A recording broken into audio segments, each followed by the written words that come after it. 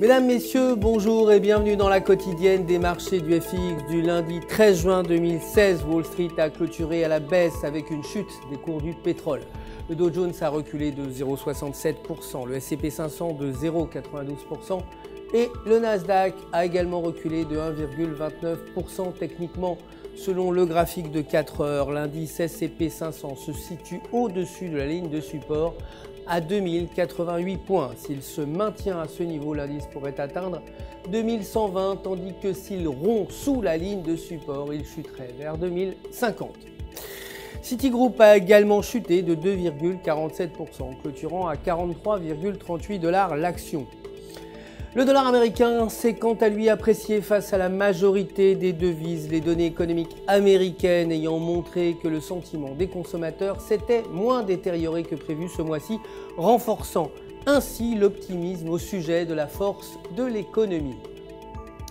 L'euro s'est quant à lui inscrit en hausse pour l'or s'est quant à lui inscrit en hausse pour clôturer à 1245 $.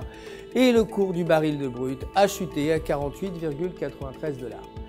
Côté devise, l'euro cette fois-ci s'est déprécié face au dollar. Mario Draghi, président de la Banque centrale européenne, ayant exprimé son inquiétude face à l'état de l'économie de la zone euro techniquement selon le graphique du jour.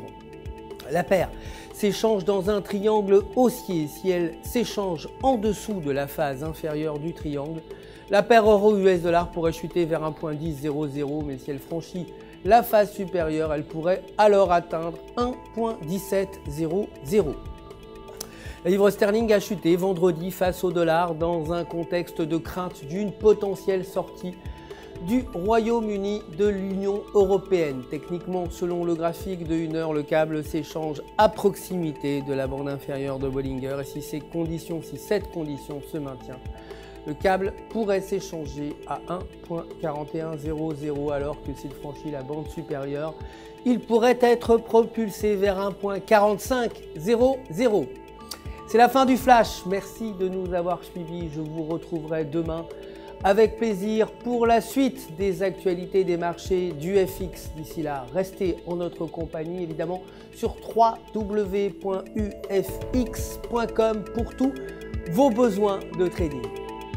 Un conseiller personnel, vous le savez, est là pour répondre si vous avez des questions et tout UFX se joint à moi pour vous souhaiter une excellente journée sur les marchés.